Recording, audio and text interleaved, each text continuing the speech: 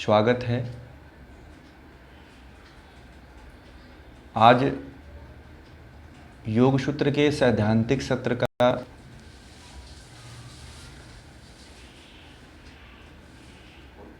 अगला सूत्र के बारे में हम अध्ययन करेंगे। इसके सैद्धांतिक स्वरूप को अपने जीवन के यथार्थ स्वरूप में कैसे इम्प्लीमेंट करेंगे, इसी के बारे में ज़्यादा चर्चा रखेंगे।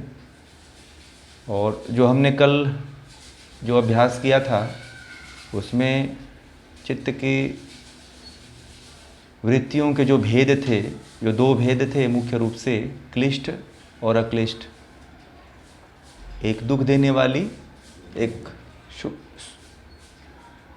सुख उत्पन्न करने वाली, एक क्लेश को उत्पन्न करने वाली और एक क्लेश को नष्ट करने वाली। इन वृत्तियों के दो भेदों को हमने कल के सेशन में समझा था, जाना था। आज जो हमारा विषय है वह वृत्तियों के 5 प्रकार कौन कौन से हैं उसको जानेंगे, और प्रमाण वृत्ति जो हमारा टॉपिक है उसके बारे में आज हम अध्ययन करेंगे और समझेंगे। तो चलिए हम देर न करके हम अपने विषय को शुरू करते हैं। तो जो अगला जो वृत्तियों के 5 प्रकार हैं, प्रमाण, विपर्यय, विकल्प, निद्रा और स्मृति, ये 5 वृत्तियां हैं। पीछे आपने जो पढ़ा था वो वृत्तियों को इंद्रियों से जोड़ा था। फिर महर्षि पतंजलि आगे कहते हैं जो इंद्रियादि विषय हैं उनको भी वृत्ति माना, और फिर जो है महर्षि पतंजलि ने आकर के इसको 5 भागों में डिवाइड कर दिया कि इन्हीं 5 तरह की वृत्तियां हमारे मन में, हमारे विचारों में उठते रहती हैं, और इन्हीं 5 वृत्तियों में व्यक्ति फंसा रहता है, इससे और कोई जुदा नहीं है। इन्हीं वृत्तियों को अगर आप समझ गए, जान गए, तो आप इनसे छूट सकते हैं। और ये भी बता दिया कि एक कष्ट देने वाली होती है और एक सुख उत्पन्न करने वाली भी होती है। तो अब जैसे प्रमाण वृत्ति है, प्रमाण मतलब एक एक का अर्थ अभी हम समझेंगे कि प्रमाण किसको कहते हैं। प्रमाण का अगर शाब्दिक अर्थ देखा जाए तो साक्ष्य से है। साक्ष्य मतलब साक्षी, मतलब सबूत, एविडेंस। विपर्यय मिथ्या ज्ञान को, उल्टा ज्ञान को। आप लोग अपना साउंड ऑफ करके रखिए तो अच्छा रहेगा, सभी को आवाज़ अच्छी तरह से पहुंच पाएगी।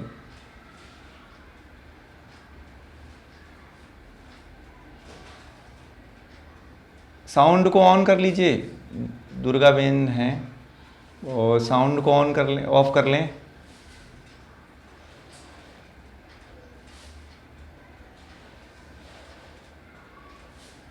साउंड को ऑफ कर लीजिए दुर्गा बेन। तो चलिए, अब विकल्प है। दुर्गा बेन, इनको साउंड ऑफ करिए अपना।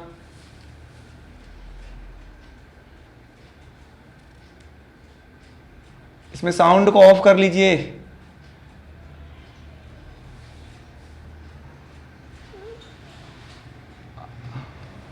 अब ये समझ नहीं पा रही हैं और आवाज़ आ रही है।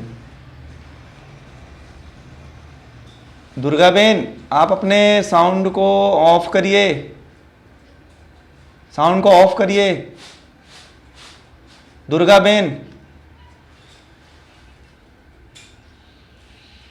एक मिनट, मुझे जाना ही पड़ेगा। अरे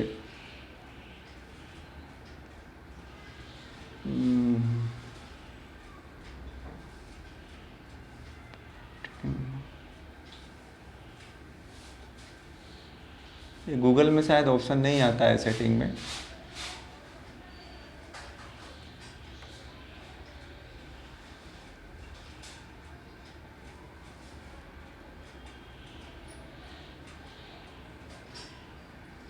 हमको पता नहीं चल पा रहा है, 1 मिनट।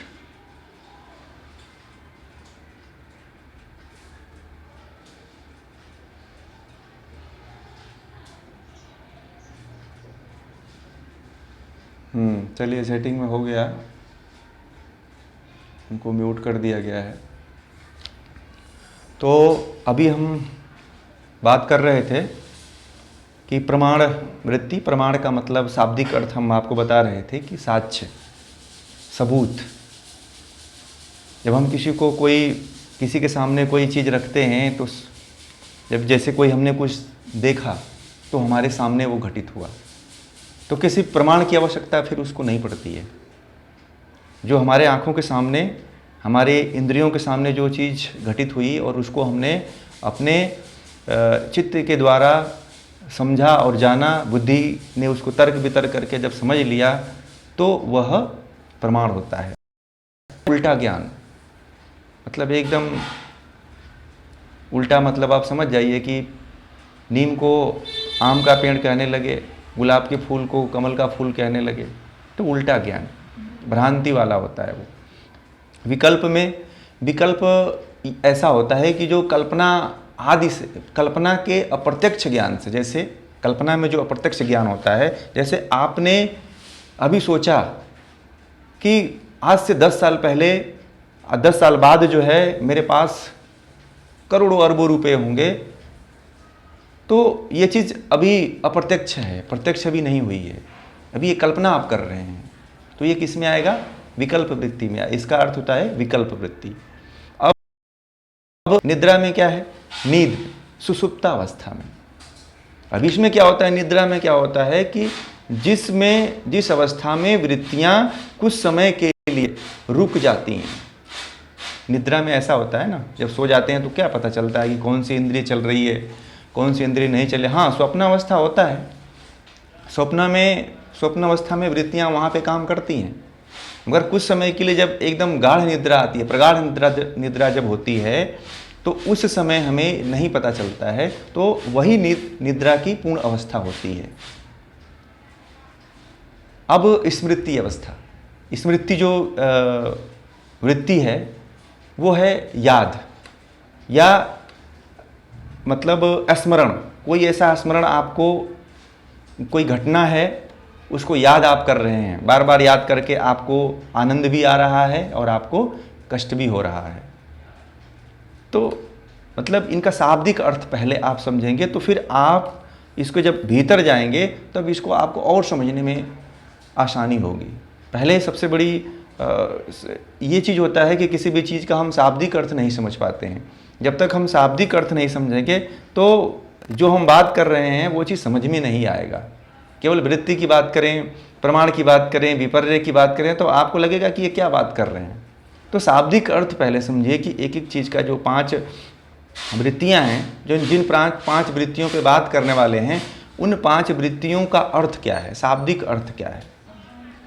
तो इनका शाब्दिक अर्थ आपको प्रमाण का साक्षी, सबूत, एविडेंस, विपर्य का मिथ्या ज्ञान, उल्टा ज्ञान, विकल्प का जो आप कल्पना कर लिए, जो अभी मतलब अप्रत्यक्ष है, ये जो प्रत्यक्ष नहीं हुआ है, जो उसकी अब कल्पना करके आप आनंद हो रहे हैं, दुखित हो रहे हैं। फिर स्मृति है, स्मृति कोई भी चीज़ आपके जीवन में बहुत अच्छा घटित हुआ, उसको आप याद करके उसको आप फूले नहीं समा रहे हैं, फिर दुखित हो जा रहे हैं। फिर जो है स्मृति हो गई, फिर निद्रा है, सुप्तावस्था है। तो ये 5 वृत्तियों का आपको एक एक वृत्ति का आपको अर्थ बताया। अब जो है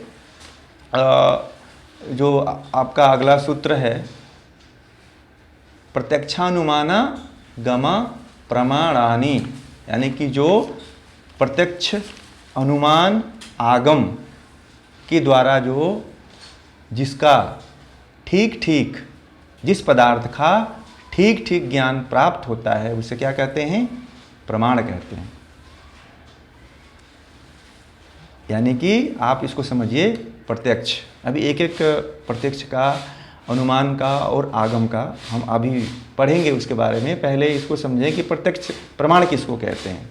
तो प्रमाण महर्षि पतंजलि ये कहते हैं कि प्रत्यक्ष के द्वारा, अनुमान के द्वारा और आगम के द्वारा जिस साधन का, जिसके द्वारा जो है, जिस किसी भी पदार्थ का जो हमें ठीक ठीक ज्ञान होता है, सत्य सत्य ज्ञान होता है कि यही इसकी वास्तविकता है, यही इसका यथार्थ है, तो उसको क्या कहते हैं?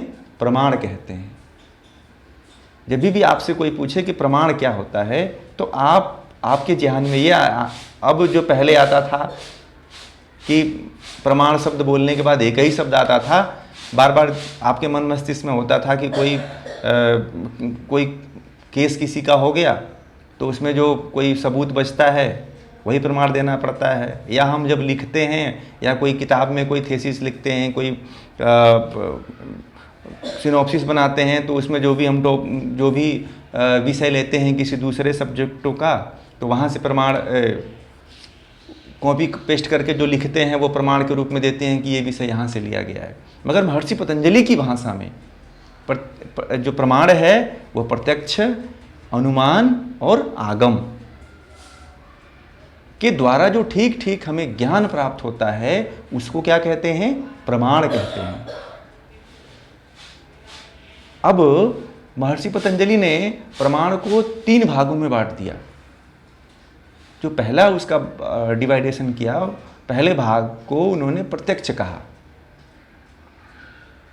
प्रत्यक्ष मतलब जो आपके आंखों के सामने घटित होता है।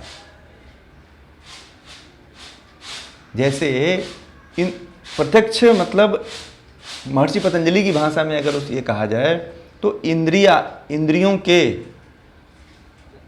द्वारा जो आप इंद्रियादि विषयों के द्वारा जो आपको ज्ञान होता है वो क्या है? प्रत्यक्ष है।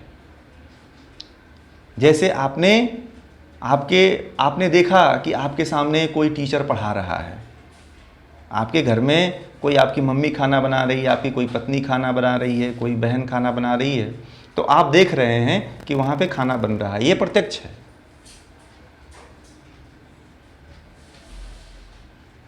तो इसको क्या कहते हैं? प्रत्यक्ष प्रमाण।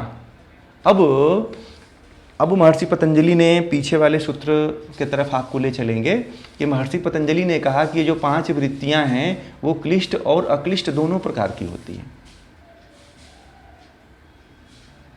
जो 5 वृत्तियां हैं वो क्लिष्ट भी होती हैं और अक्लिष्ट भी होती हैं। तो जो प्रत्यक्ष है उसमें भी क्लिष्ट होगा और अक्लिष्ट होगा। जैसे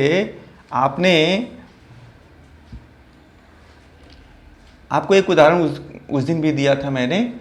तो जैसे मान लीजिए आप देख रहे हैं, आपको कोई बहुत ही अच्छा भोजन आपको परोस रहा है, आपके सामने बना करके आपको एकदम आपके सामने बना रहा है, बहुत अच्छी तरह से पकवान और स्वादिष्ट भोजन 16 तरह के व्यंजन बना करके आपको परोस रहा है और आप उसको देख रहे हैं। ये आपके सामने प्रत्यक्ष हो गया और आपको वहाँ पे क्या हुआ? बड़ा ही आनंद आया, सुख का अनुभव हुआ। तो वहाँ पे कौन सी वृत्ति हो गई?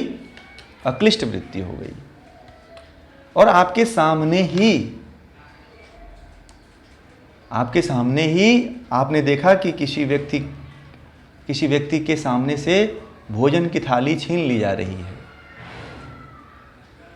आपके सामने ही हो रहा है। एक तो आपको खूब 16 प्रकार के व्यंजन प्रस्तुत किए जा रहे हैं और एक व्यक्ति के सामने जो है उसका जो भोजन, जो भी कुछ उसको दिया गया है, जो भोजन कर रहा है, उसकी थाली को छीन लिया जा रहा है। तो वहाँ पे कोई भी व्यक्ति होता है तो उसको कष्ट होता है, दुख होता है कि ये क्यों हुआ। तो वहाँ पे कौन सी वृत्ति काम कर रही है? प्रत्यक्ष में भी क्लिष्ट वृत्ति कार्य कर रही है। तो ये क्लिष्ट वृत्ति का स्वरूप है। और अक्लिष्ट वृत्ति का स्वरूप क्या था कि हमको बहुत स्वादिष्ट 16 प्रकार के व्यंजन मिले, तो हमको उनको देख करके और खा करके एक आनंद की अनुभूति हुई, प्रत्यक्ष रूप से हुआ। और वही दूसरा किसी दूसरे व्यक्ति को देखा कि उसके सामने से भोजन की थाली हटा ली गई है, तो उसको क्या हो रहा है, उसको दुख हुआ। उसको देख करके हमें प्रत्यक्ष रूप से क्या हुआ, दुख हो। वहाँ पे कौन सी वृत्ति काम कर रही है, कौन सी वृत्ति का स्वरूप है वहाँ पे, वहाँ पे क्लिष्ट वृत्ति है। अब ये चीज़ हम अपने जीवन में, महर्षि पतंजलि कहते हैं कि चित्त की जो वृत्तियां हैं उनका निरोध कर दें तो हम योग को प्राप्त हो सकते हैं। व्यवहारिक बात आपको समझा रहे हैं। अब इसको समझने की बात है कि हम अपने व्यवहारिकता में, अपने जीवन में इसको कैसे उतारेंगे। बात यह आती है, ये जो पुस्तकों में लिखा हुआ ज्ञान है, इसको तो आप सभी लोग पढ़ ही लेते हैं, मगर इसके जो प्रत्यक्ष व्यवहारिक जो ज्ञान है, जो सैद्धांतिक ज्ञान, ये सैद्धांतिक ज्ञान है जो आपको समझाया, और इसका व्यवहारिक ज्ञान कैसे अपने जीवन में आप इसका उतारेंगे, इसको ये चीज़ समझने की ज़रूरत है। तो जैसे मान लीजिए कि आपने, महर्षि पतंजलि ने कहा कि ये भी वृत्ति है, ये प्रत्यक्ष जो प्रमाण है ये भी वृत्ति है ना, वृत्ति। तो आपको पहले वाली पहले सूत्र में आपको जो बताए थे,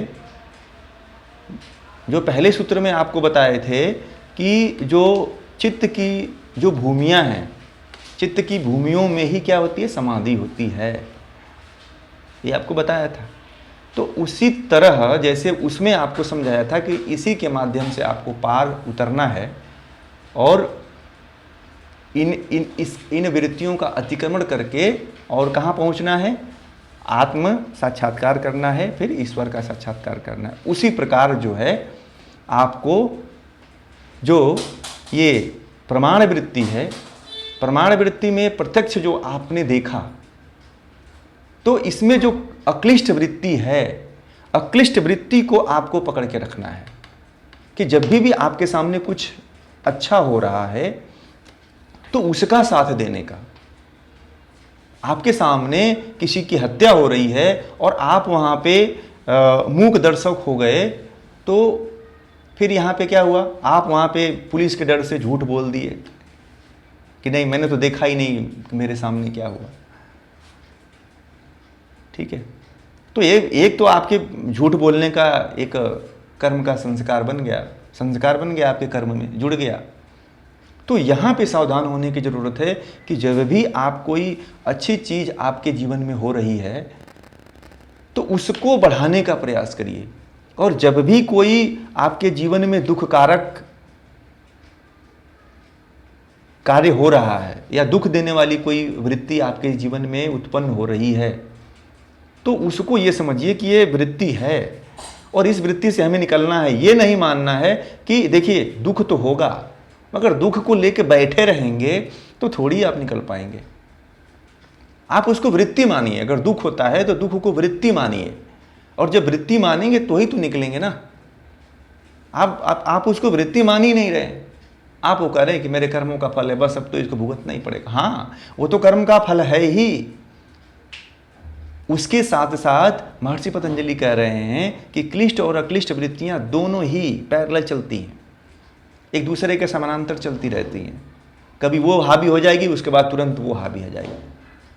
सुख और दुख दोनों ही, एक कदम सुख चलता है, दूसरा कदम दुख चलता है, और इसी में सामंजस्य करने की आवश्यकता होती है।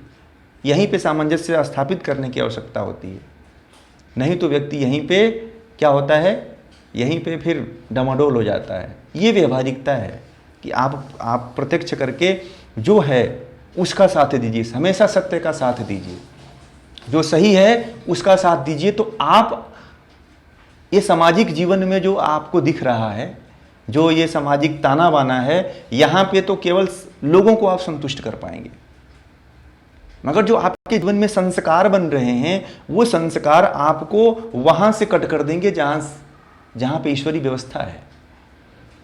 जो ईश्वर की व्यवस्था है वहाँ से आप जब कट गए तो ऐसे ही फिर कष्ट होता रहेगा। यहाँ की सामाजिकता को मत निभाइए, कितनी बार निभाएंगे, हजारों तो जन्म ले लिए इन्हीं बातें। यहाँ की सामाजिकता को जब निभाएंगे तो फिर आप अच्छे कर्म नहीं कर पाएंगे, फिर सत्य के मार्ग से आप डमाडोल हो जाएंगे। युधिष्ठिर को सामाजिकता निभाने के लिए जो है झूठ बोलना पड़ा, और यही झूठ उनको कहते हैं कि स्वर्ग में जाने के लिए बाधक हो गया।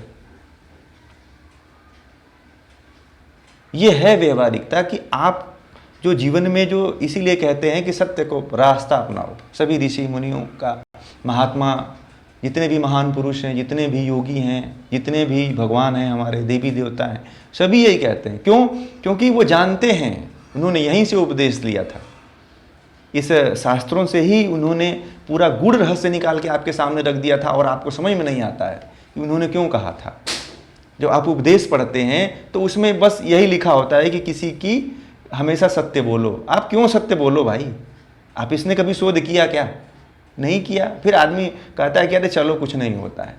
जब आप इसको समझेंगे तब आप झूठ, सत्य और असत्य का निर्णय कर पाएंगे कि हमें सत्य बोलना है कि हमें झूठ बोलना है। यहाँ पे समझने वाली बात होती है। और इस चीज को हमारे ऋषि मुनियों ने उपदेश के रूप में दिया, और इसलिए दिया कि चलो जो इस ज्ञान के रहस्य को समझ सकता है वो तो समझेगा, जो ज्ञान के रहस्य को नहीं समझ सकता है उसके लिए तो बता दें कि झूठ मत बोलना, सत्य के रास्ते पे चलना। ये है इसकी व्यवहारिकता। अगर ये अपने जीवन में आप इस तरह से आप अपने जीवन में मैनेज करते हैं, आप इस तरह से अपने जीवन में इसको उतारते हैं, तो फिर आप वृत्तियों से मुक्त हो सकते हैं। ऐसे ही जो अगली वृत्ति है वो प्रमाण की, वो अनुमान प्रमाण है। अब अनुमान प्रमाण में महर्षि पतंजलि कहते हैं कि एक वस्तु को देख करके दूसरे वस्तु का ज्ञान होना क्या है? अनुमान प्रमाण है। अनुमान वृत्ति भी इसको कह सकते हैं। जैसे एक पदार्थ को देखा आपने, जैसे जंगल में धुआं देखा आपने। जब धुएं को देखा तो आपको यह आभास हो गया कि जंगल में आग लगी हुई है, या आपने ठंडे जल को, नदी बह रही है उसमें मटमैला पानी आ रहा है, तो ये आप अनुमान लगाएंगे कि कहीं ना कहीं बारिश हुई है, इसीलिए मटमैला पानी आ रहा है। तो ये जो आप जहाँ पे जब ये आपने अनुमान लगाया कि बारिश होने का और आग लगने का, ये एक को देख, धुएं को देख करके जो आपने एक वस्तु को देख करके दूसरे वस्तु का आपने अनुमान लगा लिया, यह क्या है? अनुमान वृत्ति है, यानी कि अनुमान प्रमाण है। अब ये चीज समझने वाली बात है कि अनुमान वृत्ति भी क्लिष्ट और अक्लिष्ट होती है। जो हम अनुमान लगाते हैं उसमें भी एक से कष्ट होता है और एक से सुख उत्पन्न होता है, और एक हमें सही रास्ते पे लेके जाती है। एक अनुमान हमारा सही रास्ते पे लेके जाता है और एक अनुमान हमारा गलत रास्ते पे लेके जाता है। जैसे कोई व्यक्ति है, मान लीजिए कोई व्यक्ति है, और वो जो है आजकल जो स्टीमर चलती हैं, पहले की तरह नाव तो नहीं है।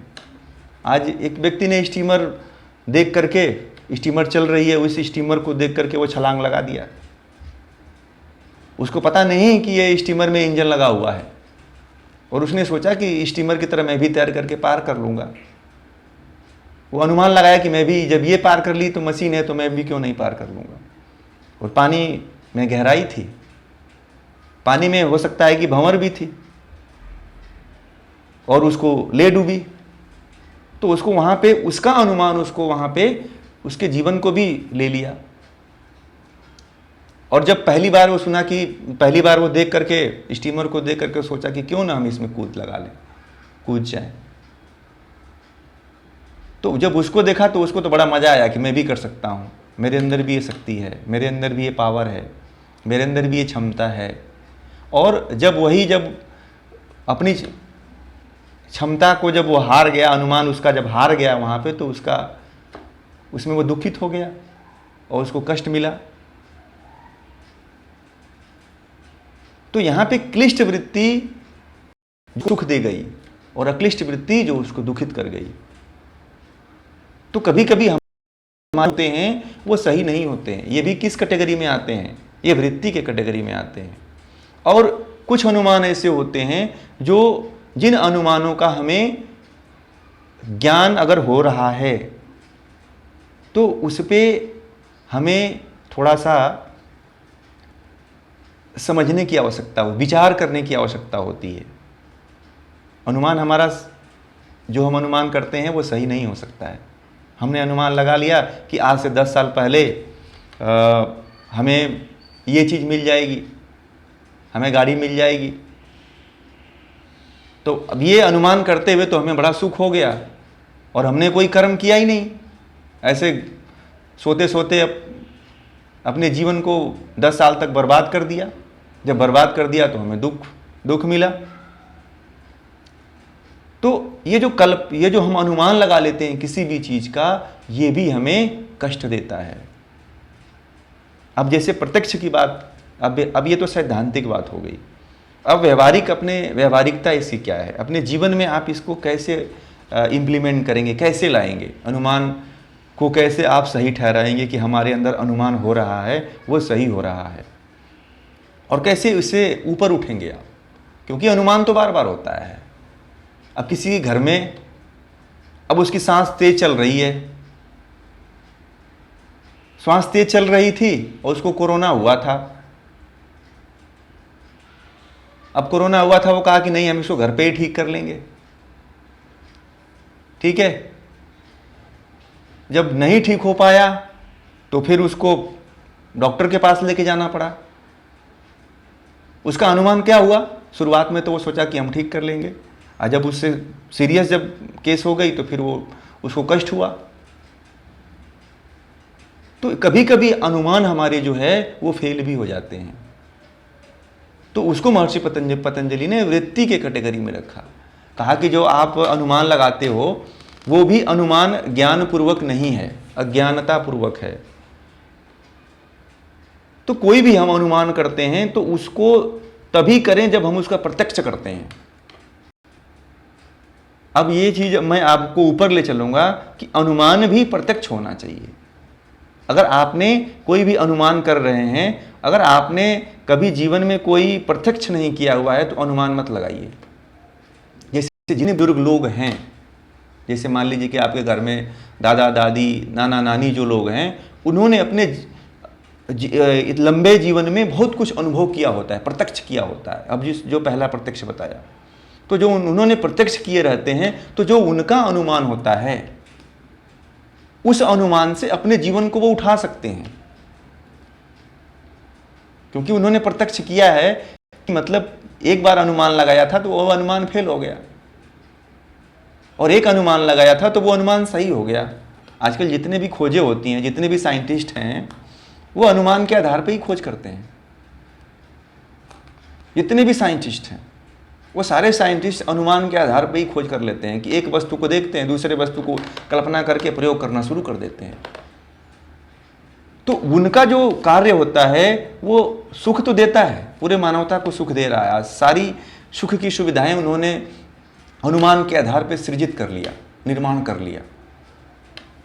तो वो सही रूप में हुआ, और कुछ लोगों ने अपने अनुमान को गलत रूप में प्रयोग कर लिया तो वो गलत की तरफ चले गए। उनका सही अनुमान काम नहीं किया। तो हमें यहां पे क्या करना है कि हमें अपने जीवन में कोई भी अनुमान लगाना है तो उसका प्रत्यक्ष कहां से करना है? हमें गुरु के माध्यम से करना है। हम जीवन भर अनुमान कर भी नहीं सकते। जीवन भर अनुमान करके किसी चीज जीवन छोटा पड़ जाएगा जीने के लिए। इसलिए जो महर्षि पतंजलि ने कहा कि जो अगला जो सूत्र बताया उन्होंने, वो आगम प्रमाण। ठीक है, तो अनुमान हम ऐसे करें, वो आगे बताएंगे आगम प्रमाण में। अनुमान जब भी हम करें तो ये भी ध्यान दें कि उसमें क्लिष्ट कहाँ पे है जो हमें दुख दे रहा है। जब ये विचार आए कि हमें इस अनुमान से हमें कष्ट हो रहा है, कष्ट होगा, तो वहाँ पे आप समझिए कि यहाँ पे क्लिष्ट वृत्ति कार्य कर रही है। ऐसा नहीं है कि जो आप अनुमान करते हैं उसमें आपको आभास नहीं होता है कि मतलब ये इससे कष्ट होगा कि इससे सुख मिलेगा। होता है, इतना तो कर ही लेते हैं, हर व्यक्ति जान जाता है, यहाँ तक कि पशु भी जान जाते हैं, यहाँ तक कि कुत्ते भी जान जाते हैं। कुत्ते भी आजकल सड़क बहुत ही सावधानी से पार कर जाते हैं, आप देखे होंगे सड़कों पे कुत्ते इतनी सावधानी से सड़क पार कर जाते हैं, बल्कि आदमी फेल हो जाता है। आए दिन आदमी का एक्सीडेंट में मौतें हो रही हैं, मगर कुत्ता जो है बड़ी सावधानी से पार कर जाता है, क्योंकि उसको भी अनुभव है, उसने अनुभव कर लिया है, वो जान चुका है, तो उसे कष्ट नहीं होता है। इंसान बार बार जानने के बाद भी गलती कर बैठता है, तो ज्यादा अचेतन अवस्था में होने के कारण ही हो रहा है। अपने आप को हम कल बात हम किए थे कि अपने आप में रुकने के लिए, अपने आप को देखने के लिए हमारे पास समय नहीं है। दुनिया को देखने के लिए समय है, सबके बारे में जानने के लिए समय है। अब कहते हैं कि हम अपने बारे में क्या जाने, अरे जानने के लिए इतनी चीजें हैं कि आप तो एक चीज में उतर जाओ ना, किसी वृत्ति को पकड़ लो आप। और सकारात्मकता नकारात्मकता की बात मैं नहीं करता, किसी एक चीज को आप पकड़ लो, एक वृत्ति को पकड़ लीजिए, प्रमाण वृत्ति को पकड़ लीजिए, तो उसमें सकारात्मक नकारात्मक दोनों आ जाएंगी। एक वृत्ति को के बारे में सोचने का तो प्रयास करिए, फिर आप इससे ऊपर उठ पाएंगे। एक वृत्ति के बारे में ही नहीं सोच पाते हैं तो कैसे आप वृत्तियों से ऊपर उठ पाएंगे। आप हर समय अपने आप को बहलाने की कोशिश करते हैं, एक वस्तु से तरह तरह की सामग्रियां व्यवस्था इकट्ठा कर रखा है आपने, अपने आप को भटकाने के लिए, अपने आप को बहलाने के लिए। कभी अकेले तो रहिए, कभी एकांत में तो रहिए, तो पता चलेगा आपको कि हमारे अंदर क्या। तो इसको लोग क्या आजकल के समय में कहते हैं कि अकेले रहेगा तो पागल हो जाएगा। तो घर में किसी को अकेले कोई नहीं छोड़ता है आजकल, कहता है कि अकेले रहेगा तो इसका दिमाग वो हो जाएगा, तो दिमाग से पागल हो जाएगा। ये अकेले में अगर कोई थोड़ा सा 2-4 घंटे सोचा कि मैं 1 आध घंटे 10 मिनट के लिए अकेले रह लूँ, तो वहाँ पे जा कर के लोग डिस्टर्बेंस शुरू कर देते हैं। आखिर क्या हो गया कि एकांत में चला गया। तो ये सारी चीज़ें हैं। फिर जो तो इस तरह से कोई भी आप अनुमान लगाइए, तो उसमें इस चीज़ को जरूर अनुभव करिए कि आखिर ये क्लिष्ट है कि अक्लिष्ट है, आखिर दुख देने वाली है कि सुख देने वाली है। तो आप अपने जीवन में तो प्रयोग कर सकते हैं ना। ये कोई बहुत बड़ी चीज नहीं है जो आप कहते हैं कि ये बहुत कठिन है। ये कठिन तो नहीं है, हाँ थोड़ी अभ्यास की जरूरत पड़ेगी। ये अभ्यास करने की चीज है। अब अगला जो है, जो वृत्ति महर्षि पतंजलि ने बताया है, वो है आगम। आगम जो है आप्त पुरुषों के वचनों को, वेद शास्त्रों के द्वारा प्रमाणित वचनों को, गीता है जैसे, रामायण है, गीता है, उपनिषद है ना, दर्शन है, इनमें जो ऋषियों ने जो सूत्र लिखा है, जो कथन जो भी अपना उन्होंने विचार लिखा है, जो भी अपना ज्ञान उन्होंने लिखा है, उसमें जो लिखा होता है वह प्रमाण को, उस प्रमाण को आगम प्रमाण कहते हैं। या फिर ऋषियों के द्वारा, जो ऋषि लोग हैं या कोई महान पुरुष है जिस महान पुरुष ने प्रत्यक्ष और अनुमान के द्वारा सही सही ज्ञान प्राप्त कर लिया है, उसके वचन को अगर वो कुछ कहता है तो उसको क्या कहते हैं? आगम प्रमाण वृत्ति कहते हैं। जैसे कोई महापुरुष ने अपने जीवन में ध्यान किया, तप किया, साधना किया, तो वो कहा कि आप भी ध्यान करो, आप भी गायत्री मंत्र का जप करो, तो आपको भी ईश्वर का सानिध्य प्राप्त होगा। तो उसने प्रत्यक्ष से और अनुमान से उस ज्ञान को ठीक ठीक जाना है और अपने जीवन में क्लिष्ट और अक्लिष्ट वृत्तियों का अतिक्रमण किया है। इसलिए वो आपको जो कहता है उसकी बातें क्या है, आगम प्रमाण में आती हैं। तो इसको क्या कहते हैं, आगम प्रमाण वृत्ति। तो इसमें भी जो आपको सत्य सत्य जानने की आवश्यकता होती है कि कौन से आजकल क्या है कि आगम के रूप में बहुत से जो शास्त्र प्रमाणिक नहीं हैं उन शास्त्र लोग देने लगते हैं और गलत दिशाओं में भटकने लगते हैं। बहुत से ऐसे संप्रदाय हैं, बहुत से ऐसे पंथ हैं जिनका कोई वेदोक्त प्रमाण नहीं मिलता है और उन रास्तों पे हजारों लोग चलते हैं, अपने जीवन को बर्बाद करते हैं, अपने जीवन को सही रास्ते से भटका देते हैं। तो हमें क्या है, अब यहाँ पे जो क्लिष्ट अक्लिष्ट वृत्तियाँ हैं वो यहाँ पे समझने की बात है कि क्लिष्ट वृत्ति क्या है। किसी महापुरुष ने कह दिया अक्लिष्ट वृत्ति, किसी महापुरुष ने कह दिया कि हमें ध्यान करो तो आप मोक्ष की प्राप्ति होगी, और फिर जो है आपने ध्यान करते हुए बहुत काफ़ी आपने विघ्न उत्पन्न किया, विघ्न उत्पन्न हो गया आपके ध्यान करते समय। आप आलस्य में हो गए, आप निद्रा में हो गए, तंद्रा में हो गए, परिवार में उलझ गए, तो फिर आपको क्या हुआ इस समय फिर आपको अक्लिष्ट वृत्तियों ने आकर क्लिष्ट वृत्तियों ने आके घेर लिया। तो फिर आप वहाँ पे उस आप्त पुरुष जो आगम जो प्रमाण वृत्ति है उसमें क्लिष्ट वृत्ति की तरफ आप बढ़ गए।